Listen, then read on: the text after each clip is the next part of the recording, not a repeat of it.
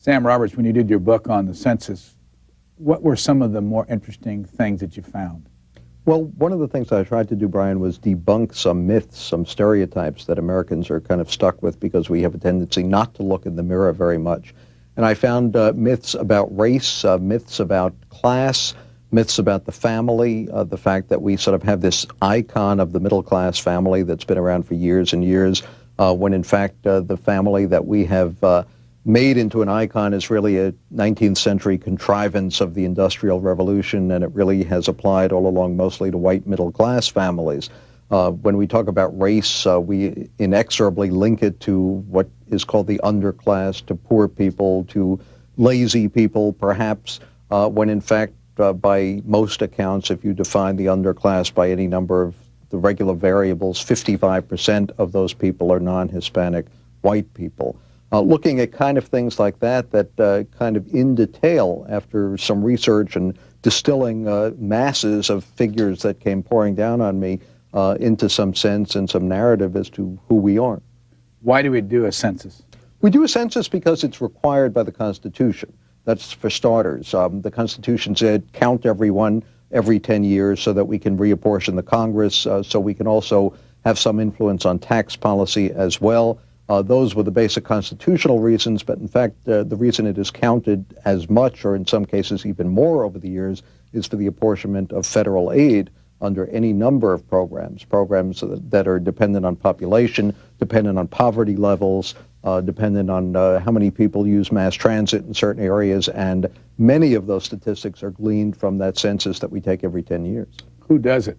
Who does it? A lot of people who the census hires, people off the street sometimes, people who are less than qualified sometimes, and that's why we've got to take all of these figures with one large grain of salt. I likened it to weighing yourself on a scale that you know is a little faulty, but as long as you keep using the same scale time and time again, you can at least see a trend. I'd hesitate to use precise figures that there are 248 million, etc., Americans on any given day. But I think one of the great things we can find from the census, and this was the bicentennial census, and that's why I kind of use that to put America in some perspective, is what those trends are, where we've come from, who we are now, and perhaps extrapolating to some extent where it is we're going. 520,000 workers, $2.6 billion. It costs us, these are your figures, $1,040 per person? That is what it comes down to, which is a lot, and a lot more than it did to cost to ask 6 questions back when the first census was taken in 1790. You can argue that given the fact that so much of this is used by businesses, by private industry, that one of the measures that perhaps Vice President Gore should think about is privatizing the census, making business pay for a lot of this information that is actually distributed free, and in fact causes information overload for many people. There is so much of it that's churned out, unfortunately often churned out undistilled, raw, in ways that we really have to take it and analyze it, and that's what I tried to do in this book. Is there someplace I can go and knock on the door and it says Census Bureau? There is indeed. There is a place in Maryland, and they'll be happy to provide you with lots of material, lots of books, lots of figures, some of it analyzed. They were very helpful to me on the book. But what they don't do is often is provide those distilled figures, those cross-tabulations. What I did with some help was pump a lot of these statistics into computers and try and get back much more information than the census actually presented on its face, so that when we look at something as startling and something as providing as great grounds for optimism as a growing black middle class in America, that places in the United States, Queens and New York, for instance, where blacks and whites have achieved at least statistical parity in income. First of all, that's something you discover from distilling the figures, not from the raw figures themselves. And then you have the opportunity to go back and say, well, who are these people? Are they married couples? Are they Caribbean immigrant blacks? Are they American-born blacks? And these are the kind of things I tried to do as much as possible in the book. Out in Maryland, did you knock on the door out there one day and say, I want to write this book? I did. Actually, I have a confession to make. I was overdue on another book that I was working on, and having lunch with the editor one day and explained one of the reasons that the other book was a little behind schedule was because I was doing a number of stories off the census for the New York Times, where I work, and found them fascinating, found the immigration patterns fascinating, found things about race and education and the aging of America fascinating. And he said, to his credit, why not make this into a book? And it was dreamed of, it was conceived at that very moment, and it became a project that really consumed me for a great deal of time. And something I wanted to get out as quickly as possible, because obviously, even though we're looking at trends rather than figures at one really particular point in time, I wanted them to be as fresh as possible. On the back of the book, Advance a Claim for Who We Are. Sam Roberts is one of the few journalists in America who writes candidly about race. Professor Lani Guinier, University of Pennsylvania Law School, whose idea was to get her endorsement. It was my idea. She said this at a National Conference of Black Journalists convention. It was reported to me several months after the fact by a colleague at the Times who attended it. And I thought perhaps it would be helpful to put the book in some perspective. She is a well-known figure, certainly well-known for her views on race, even though many of them may be understood. And I called her one day and said, I understand you paid me a compliment. She said, yes, indeed, I did, and I think you deserve it.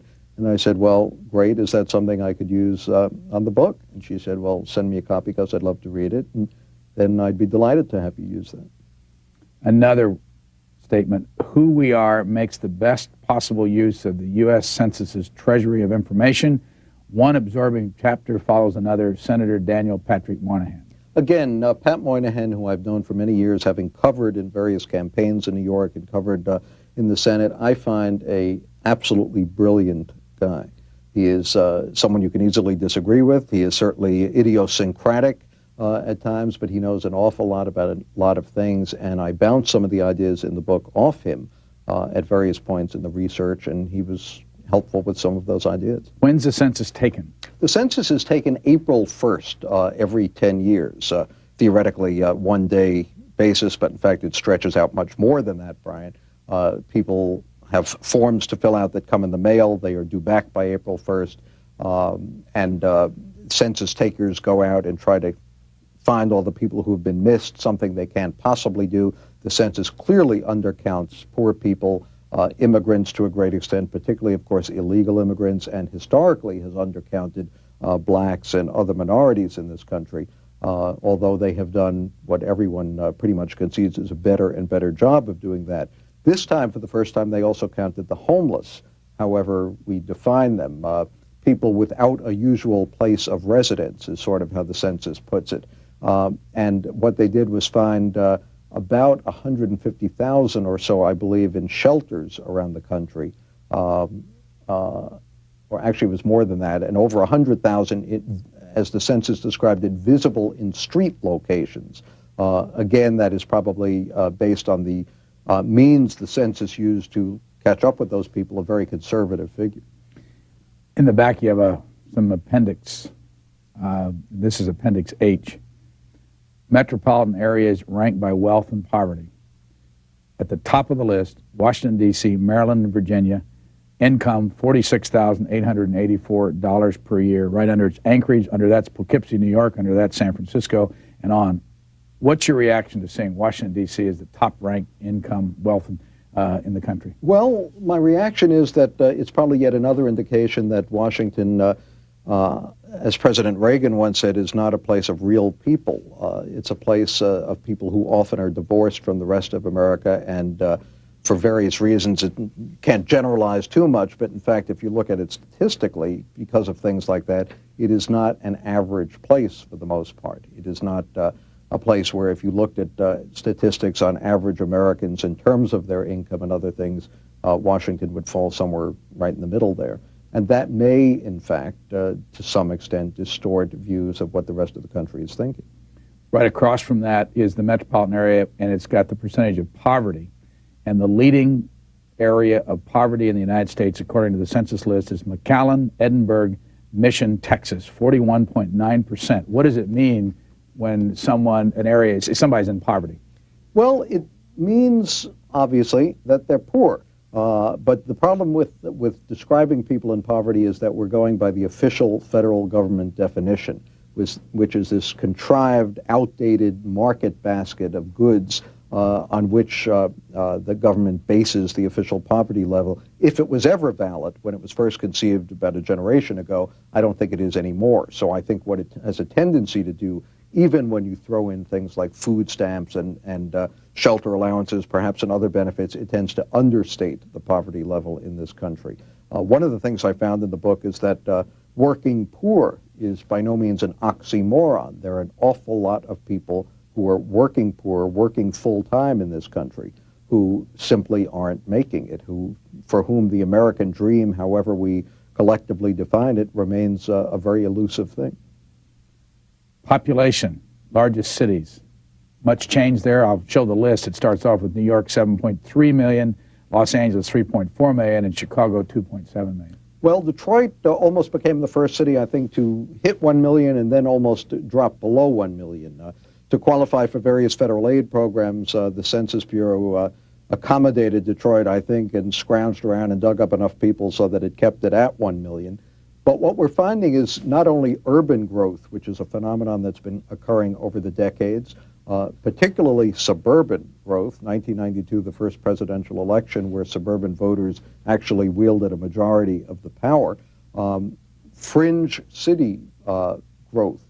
Satellite cities within the suburbs, whether it's White Plains in Westchester County in New York or other places in California, other places outside Washington for sure. And much more growth on the fringes, so that what we have for the first time in America is a majority of people living in metropolises or megalopolises of 1 million people or more. We have become a part of that collection of very small city-states, if you will, national states, Germany, Japan, places with large uninhabited areas, and places that are very tiny, perhaps like Monaco or places like that, in which the vast majority of people live in non-rural places. And to some extent, that obviously has to change the character of this country. In reading through the list of the states where you have the black-white population, Asian, Pacific, American Indian, and all that, the state that has the fewest number of African Americans is Vermont, with only 1,951. Well, what's remarkable, Brian, is that this country is more diverse than it has ever been in its history. There are more foreign-born people in the United States now than at any point in our history. But that diversity is very isolated to a great extent, that you have 89 counties out of the 3,000 or so in the United States where blacks constitute a majority. You also have another 117 counties where the Census Bureau couldn't find one black at all. You also have another 1,400 counties where the percentage of blacks was below 1%. So you have this geographic isolation, some of it by choice, some of it by various patterns that have formed over the years, and a lot of it by illegal segregation of housing through any number of means that occur. You point out that in the original census, there were about 4 million people in the United States, that 1 in 5 were African Americans. But today, there's only 12% African Americans. I know, fascinating. And that's, again, what I find so challenging and to some extent surprising in working on the book, that we have this myth of a latter version of yellow peril, we, that is, white society. You know, blacks increasing and minorities growing, and what's going to happen to that vast majority of kind of whites, non-Hispanic whites who can trace their heritage to Europe, whatever. In fact, America has always been changing, and we now have roughly the same proportion of blacks in this country as we had about 100 years ago. Obviously, it was higher when there was slavery. As you say, it was higher when the first census was taken. You can argue that this has always been a nation of minorities, Native Americans, Indians, perhaps the first occupants. The Spanish came in as conquerors and ultimately took over, the English, the Dutch, and others. And we have gone through these successive waves of immigration and change. And I think it's healthy to sit back and reflect on that a little bit. And that's what I try and do in the book, that we are going through yet another change now, major change, an upheaval in terms of the complexion of this country, but one that unless we recognize and unless we put in some perspective and unless we can find the right people to broker our diversity, then we're going to be in trouble. I think these are more challenges than necessarily problems we're facing. And what we do have, as you mentioned, is this obsession with race. When I covered the mayoral campaign in New York for the Times, David Dinkins would say either directly or through his aides occasionally that I was obsessed with race. What obsessed me, if you will, was the fact that we don't talk about race, that it's something that is too touchy, too sensitive, and that we don't go into it enough. And at times, in part because of the census, we go into it too much. We reflexively break ourselves down into categories, whether it's by educational attainment, income, whatever. Here's black, white, Hispanic, which can be either race, as the census points out. But we don't face real racial issues head on. It took President Clinton to come into New York in the campaign last fall and say somewhat obliquely that people don't often vote for other people who look different from themselves to make race a front page story in the mayoral election, when in fact it was a undercurrent all along. You have a chart with the ancestors, I mean the ancestry, where people are from. Where's your family from? My family is from probably sort of the Ukraine, I guess. Both sets of grandparents came over, I guess, in the late 19th century, early 20th century. My father married the girl next door in Brooklyn. I grew up in Brooklyn. I still consider that sort of a separate place from New York City.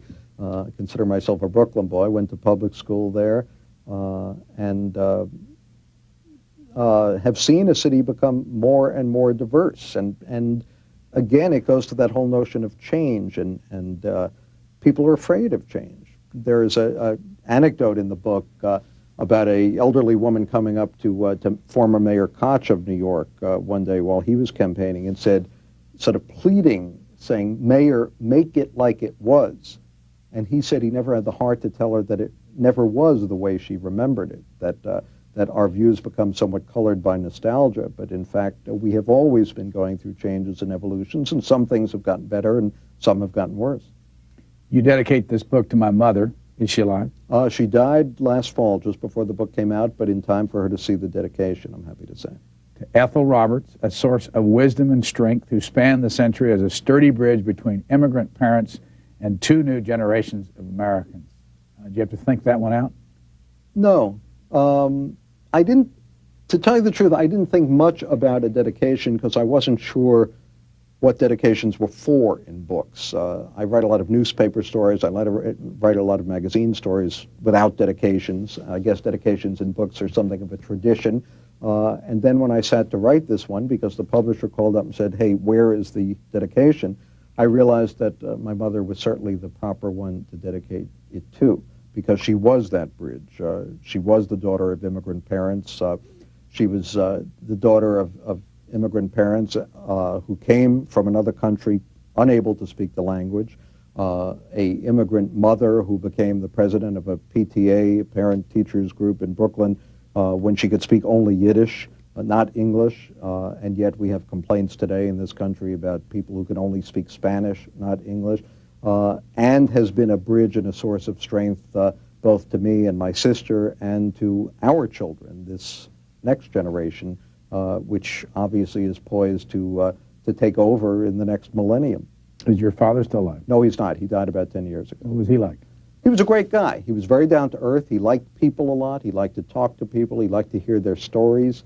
And he taught me, I hope as well as he did, to see the best in people, to look constructively at people. And he always said that you have to build people up, that people always feel a little insecure about themselves for whatever reason.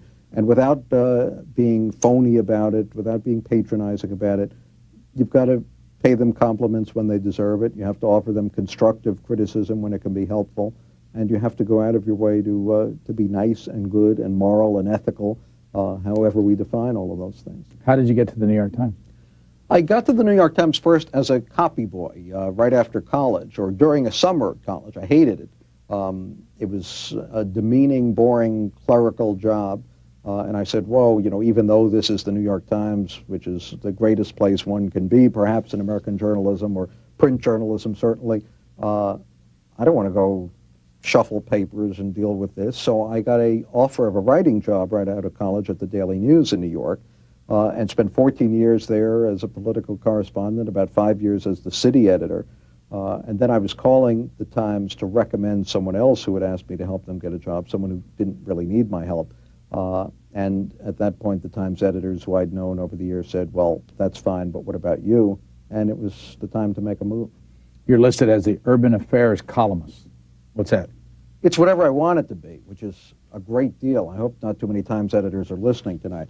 Urban Affairs is really whatever I want it to be. It's anything going on in the urban part of this country, the part that is clearly dominant in terms of everything we care about and everything that's happening to us, and obviously suburban as well. It is race, it is economic development, it's immigration, it's education, it's the aging of our population, it's what money we make and what jobs we're in, where poverty is, and an attempt to, I start off always kind of wanting to solve some of these things and then realize that perhaps we can only expect, if not incremental progress, then at least perhaps I can make some contribution in illuminating them and putting them in some perspective. I'm working on another book that absolutely fascinates me as well, and that is using Jacob Riis as a benchmark to look at poverty in America in the 1890s and the 1990s. And again, using the same kind of perspective that I used in, or hope that I used in Who We Are,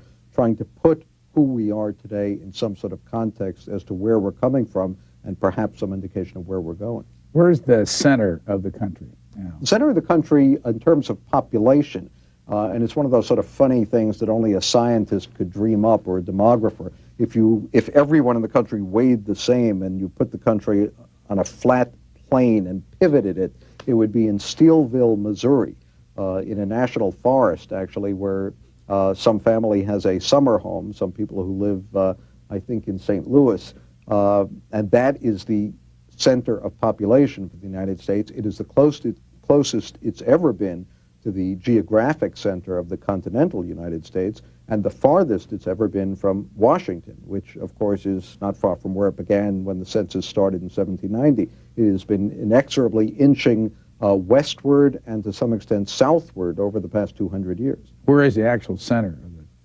country? Do you know where the physical center? The geographic center of the United States, I think, is in Kansas, but I'm not positive. 54, you say 54% of the American people live in counties that are on either coast. That's right. It shows, again, where concentrations of population are, that this is a historic phenomenon, whether it began because of shipping, transportation, being close to the water, perhaps even for recreation, which certainly in Florida accounts in part for the growth. The majority of people live close to one of the coasts of the United States. Is that changing? It is changing. One of the things that's changing that I ran across in the book that was sort of startling is the country is shrinking, in part because of better measurement of just what our land mass is, in part because of erosion. I discovered that the land mass of the United States in 1990 was actually somewhat smaller than it was in 1980. But what changes in this country, and what another thing that distinguishes it so much from virtually any developed country in the world, is the mobility of our population. In Washington, I think perhaps a third of the people who live in Washington were actually born in or near Washington. Pittsburgh is somewhere about 80%. Florida, 70% of the people were born in another state. There is this constant moving and mobility. A lot of it is following jobs. A lot of it is retirement.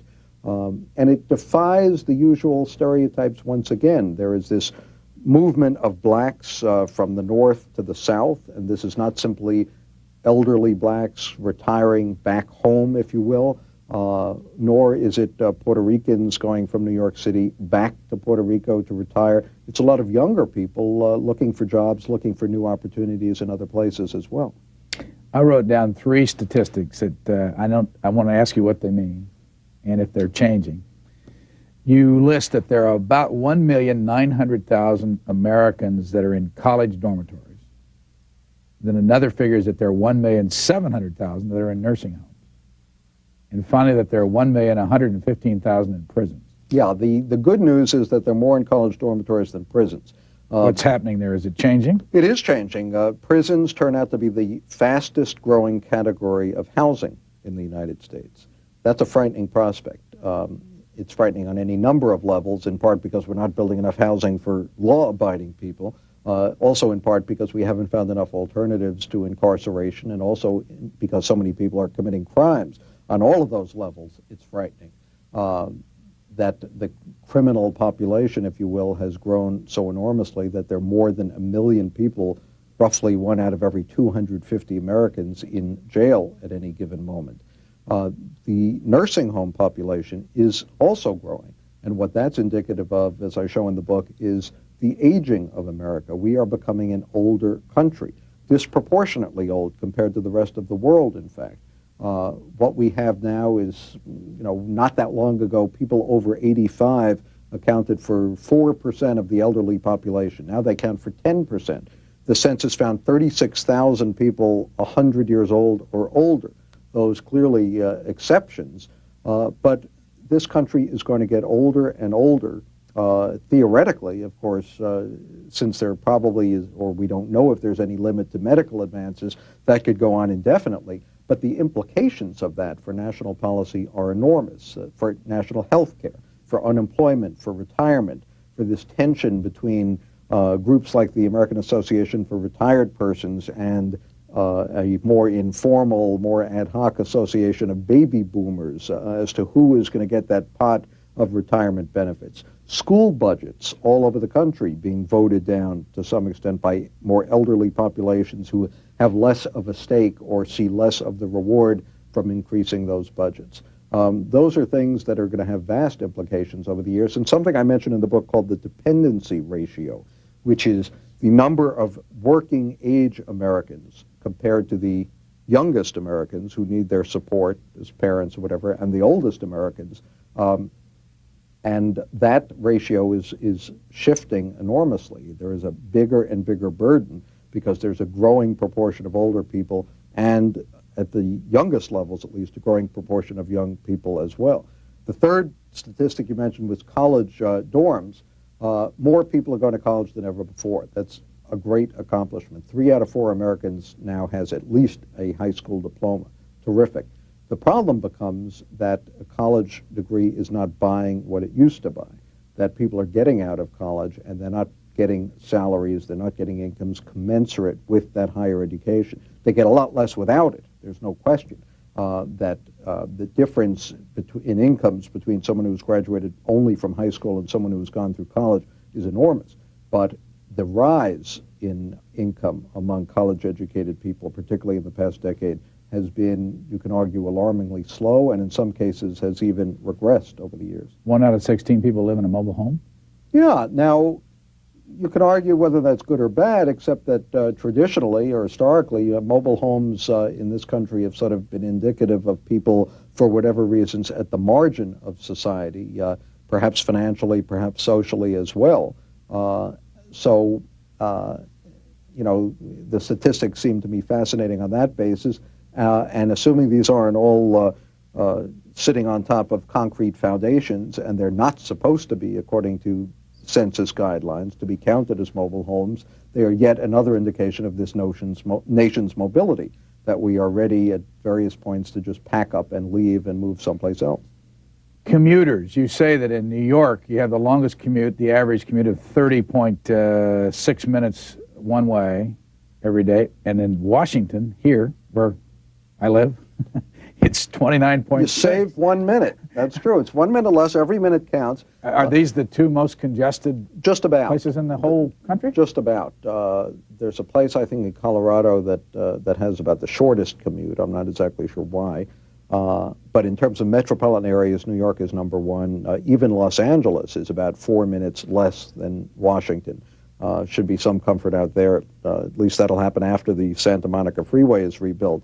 But we spend an awful lot of time commuting. 3 out of 4 people get to work in their own car, or one person in a car. With all the talk about mass transit, carpooling, the vast majority of Americans, because of that independence, because, again, this provides an insight into who we are, will drive to work on their own, in many cases when they don't have to. One of the things I found out in the book, too, is that there are more Americans with 3 cars or 3 vehicles than there are with no cars at all. Where would you go in the United States if you wanted to meet the most diverse group of people? The most diverse group of people, at least ethnically, racially, and probably on a number of other levels too, would be Queens, New York. The Census Bureau has said that there is no place in the country, certainly of comparable size, where there are roughly equal numbers of what the Bureau calls non-Hispanic white people, blacks, Hispanic people, Asians, and other races. Where's the second place? Second place, I'm not sure exactly, but I'll bet it's somewhere in California.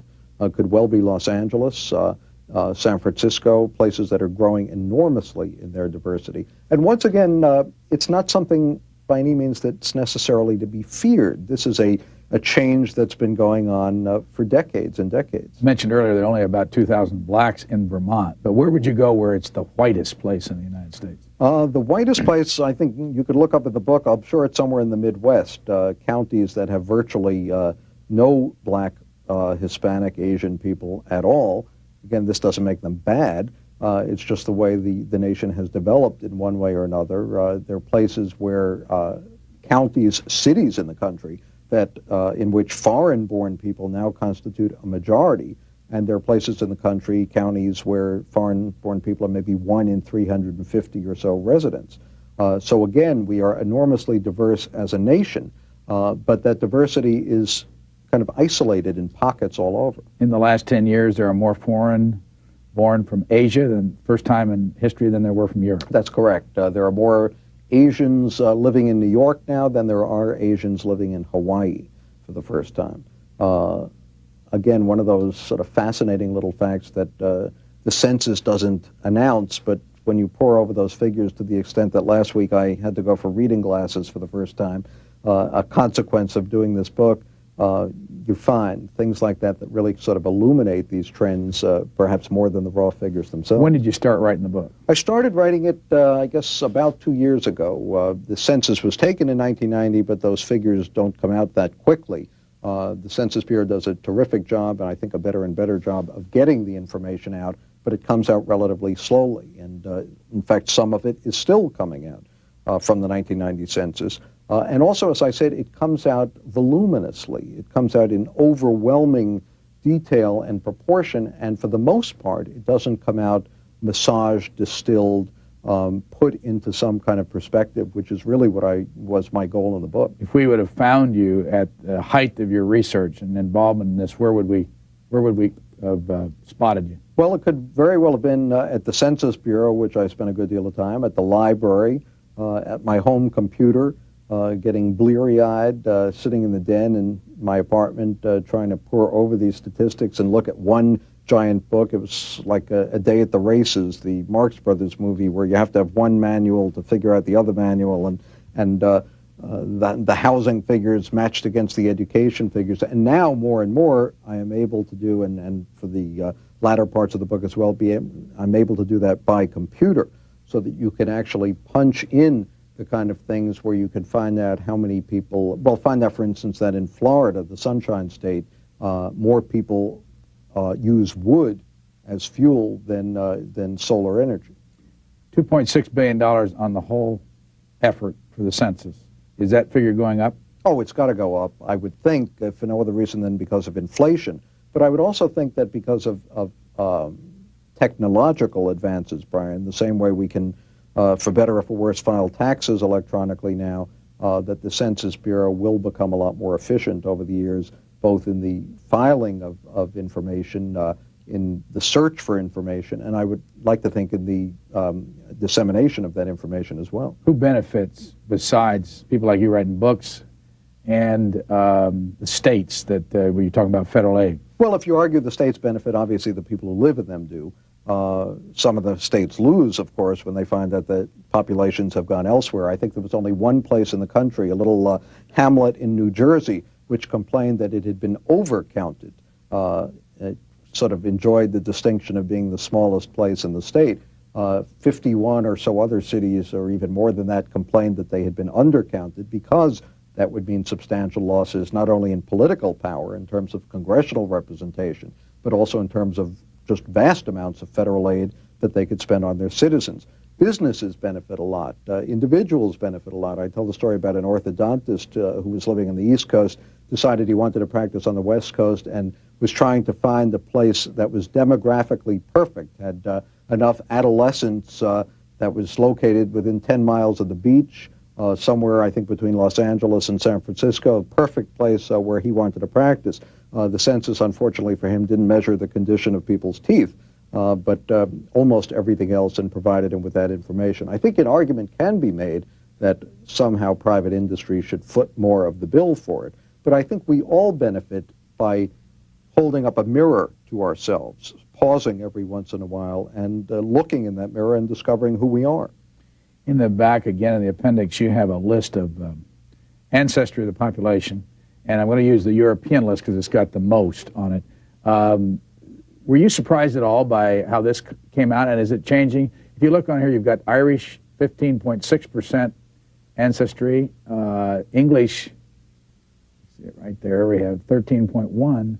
The largest is German. Largest is German. In fact, if we go back to the stereotypical American, as I say in the book, Uncle Sam meet Ms. America, she's about a 32.7-year-old woman, married, white, with kids, probably working, lives in a mortgaged suburban home heated by natural gas, and has some German ancestry.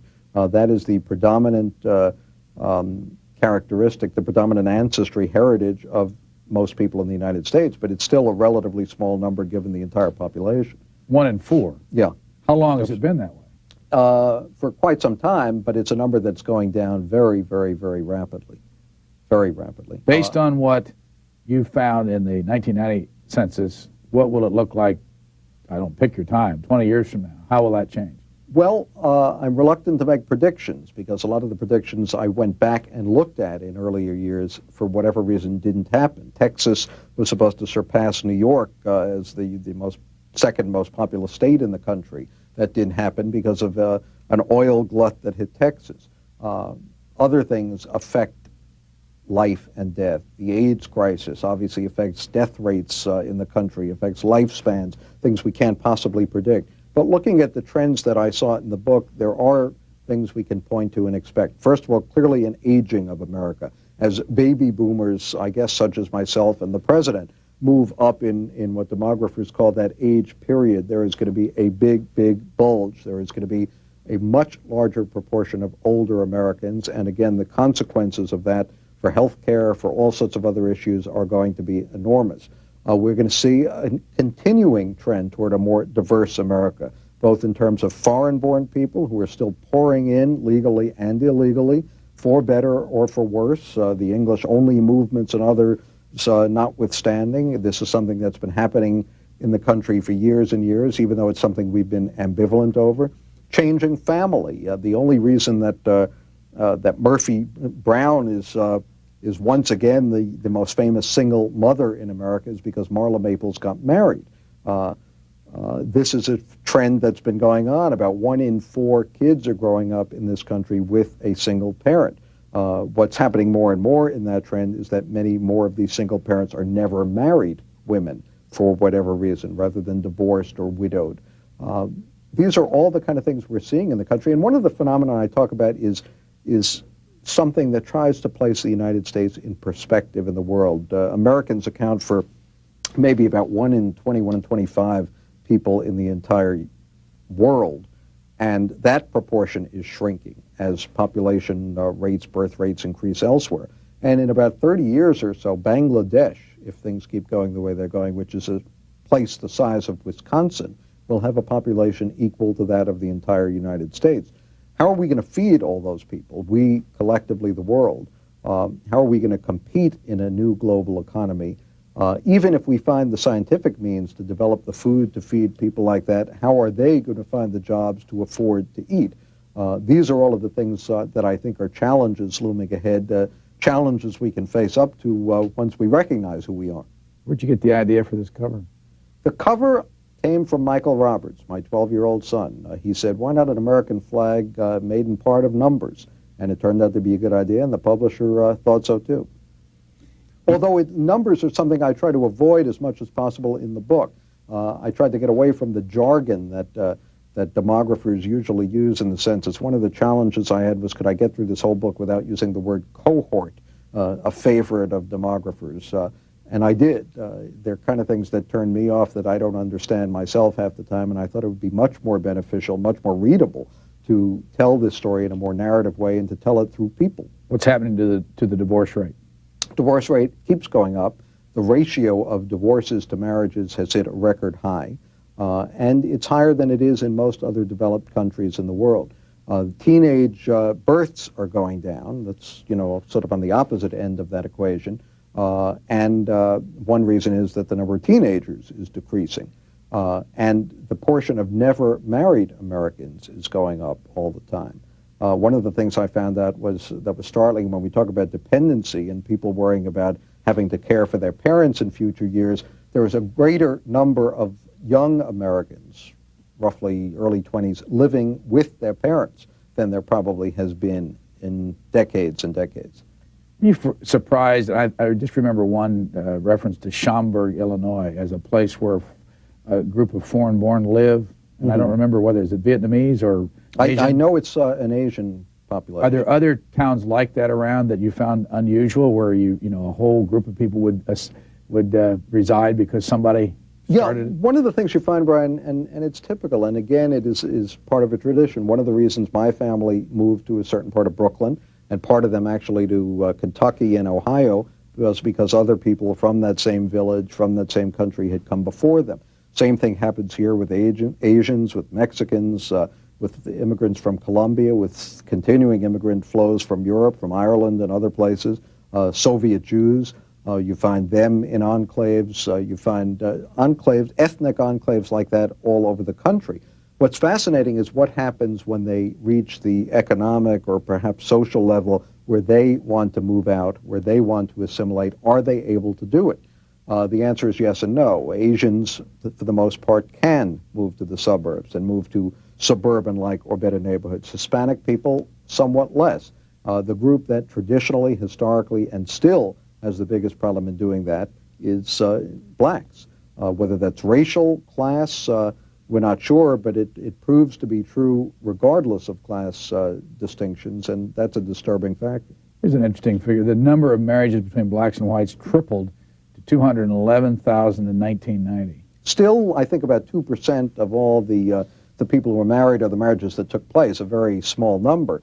But some would argue that the only way we're ever going to get rid of our historical obsession with race is through generations of intermarriage, perhaps. I don't think that's going to work, or I think it will take too long if that's one means. I don't think we can afford to wait that long, that the country has got to face up to the issues of race, issues that I try to address in the book, whether it's immigration or crime or education levels or jobs.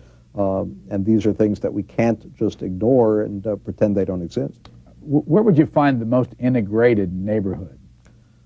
I'm not sure I know what I mean by integrated, but I would assume it would be, we asked earlier about you said Queens be the most different from an immigrant standpoint. How about integrated from black, white, or Hispanic, white, Hispanic, black, white, that kind of a neighborhood? Yeah, it's hard to tell because, again, we're dealing with sort of artificial political boundaries. So, again, Queens, as a borough of New York City, as a county, is very integrated. But when you look much more closely at it, again, one of the things I tried to do in the book, you find blacks, Hispanic people to a lesser extent, Asians, particularly first-generation immigrant Asians to a greater extent, in enclaves all over the borough.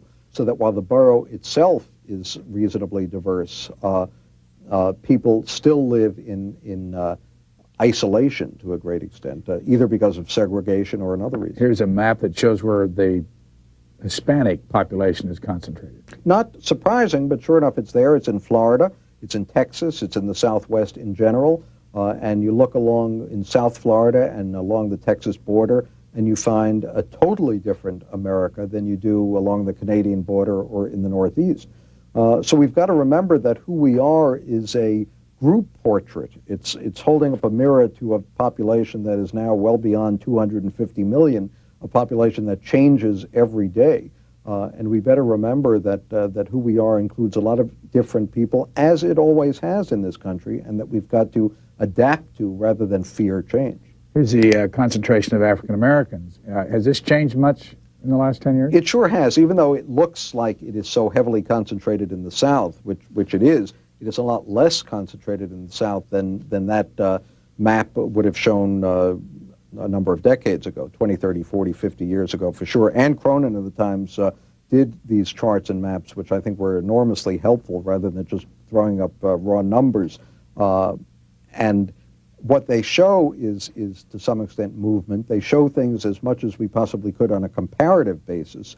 So we didn't just say, here's everything the way it looks today as best we can tell, but really much more here how it's been changing over 10, 20, or even more years. Here's another chart, and this one shows the lighter states are where basically people haven't moved. They were born in that state and stayed there, and the darker ones are where they have the highest percentage of people who move from out of state. What's happening here? Well, exactly. You find that in the Midwest in particular, in sort of the Rust Belt states, Pennsylvania, New York, much less mobility.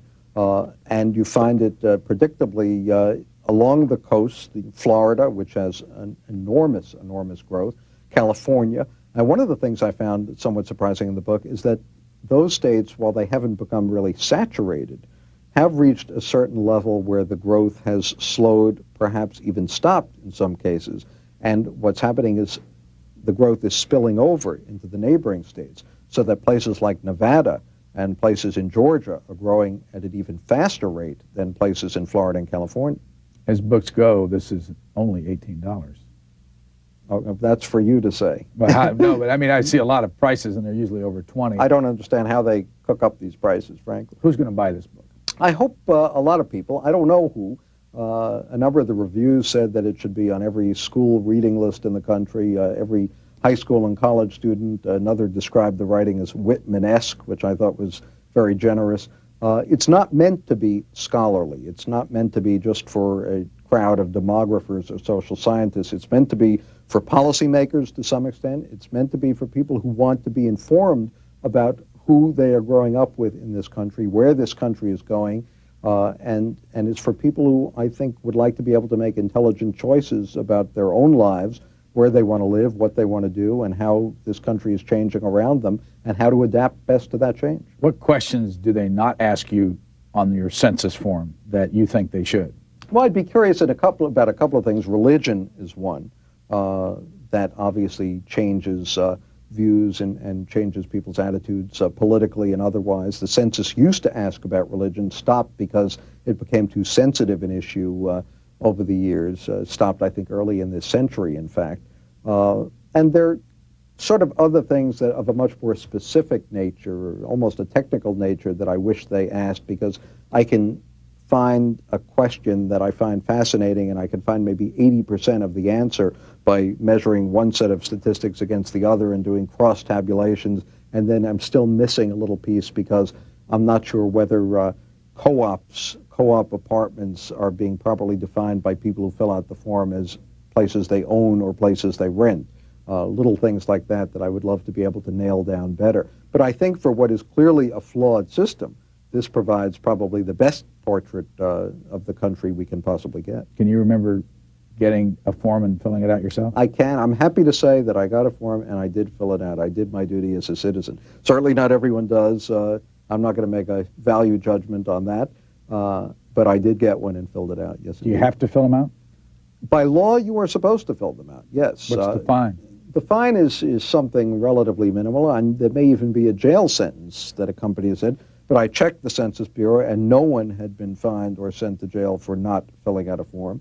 There's similarly a fine for filling out a form falsely. This is an official government document. But again, it is part of the American nature to rely a great deal on trust, perhaps too much in some cases, but we do that. We rely in the census on self-identification. No one comes up to you and says, well, what do you mean you're black or white or whatever? You are identifying yourself. You are answering how much your income is. And again, there is an element of trust in all of that, on the assumption that once we accumulate all of that material, we're going to get pretty accurate answers. How about the number of people living in each dwelling? Going up or down? It is going down, I believe, we are becoming sort of a more crowded society. The problem, though, is not so much the density, which varies around the country in terms of how crowded different apartments or houses are, as the fact that that more and more Americans can't afford to buy their own homes, that the American dream is not being realized because gains in income are simply not up to what it costs to provide housing. And this occurs at a time when, as I said, the major growth in any housing category has been prisons rather than single-family homes or apartments for first-time home buyers.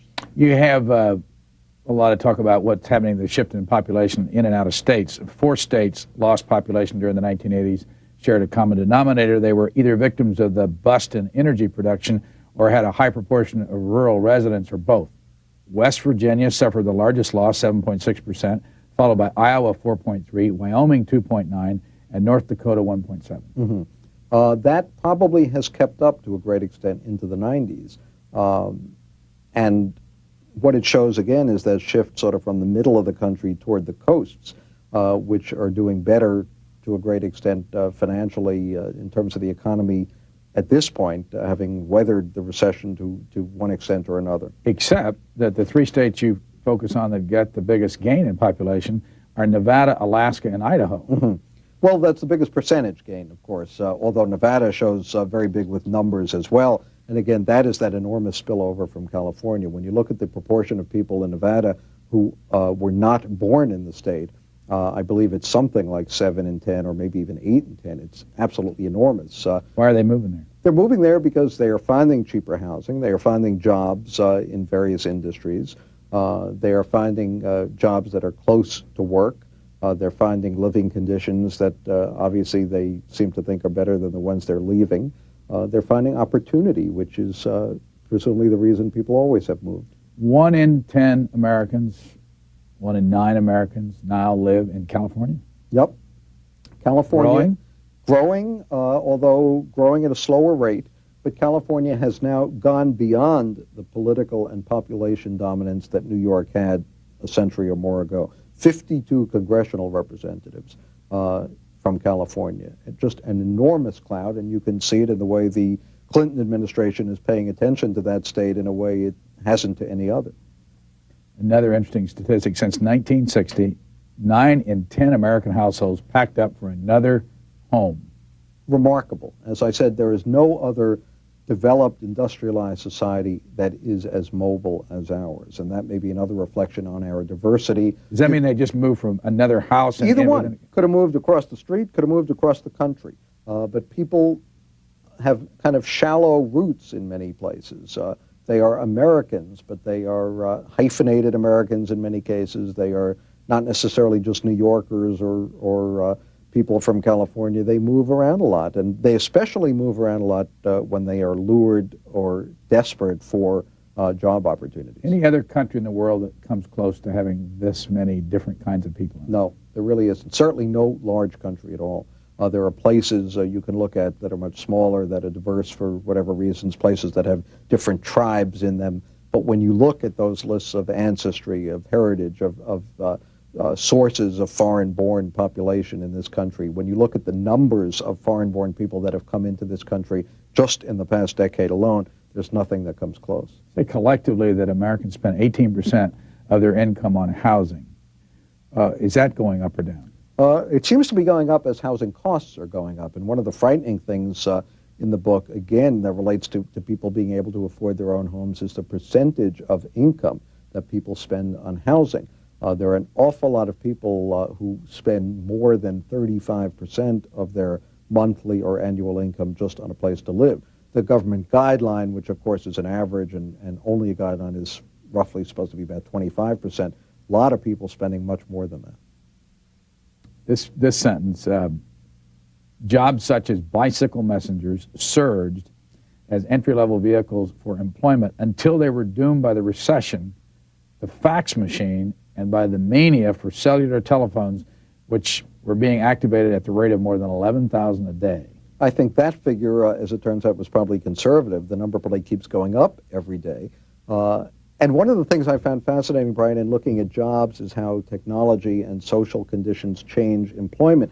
We now have more people working in private security, not the police forces, private security than we have in providing recreation and leisure activities for this country. We have more people selling goods, retail and wholesale, than we have manufacturing goods. All of this, again, says more about who we are. What are people most surprised about when they read your book? I think they're surprised at some of the myths that have been so enduring that if I don't shatter in the book, I at least call into question. Myths about race. When you look again at the underclass, it is really a majority white, non-Hispanic white underclass. The myths about the traditional family in America.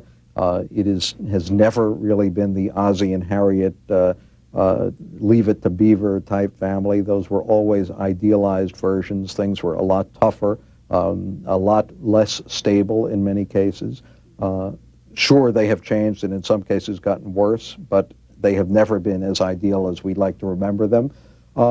And I think what I'd like people to realize is the challenges we face as we look ahead. Here is a country that at the end of another century calls itself the most civilized in the world, and yet we have the highest homicide rate in the world. We kind of look smugly and congratulate ourselves at how we treat immigrants, and some of the proposed legislation aside, looking at Germany or other European countries and how they treat immigrants, and yet we have had this hundreds and hundreds of years obsession with race. These are the kind of things that I'd like people to wake up to a little bit. Near the end, you write, despite its use of precise numbers, the Census Bureau is circumspect about its own projections. Nearly as many pages in its volume of forecasts are devoted to the caveats as to the projections themselves. Well, that's Census Bureau conservatism, and I think it's healthy. I think it's important to realize that these are all the reasons the numbers cannot be taken totally at face value, and that's why I relied not that much on the numbers themselves, tried to look more at trends. Can anybody have access to the census numbers? Theoretically, yes, if they know what they're looking for and if they know how to do it. And the census, as I said, puts out vast amounts of material, but undistilled for the most part. This is what the book looks like. It's called Who We Are, A Portrait of America, based on the 1990 census. Sam Roberts is the author. Thank you for joining us. Thank you, Brian.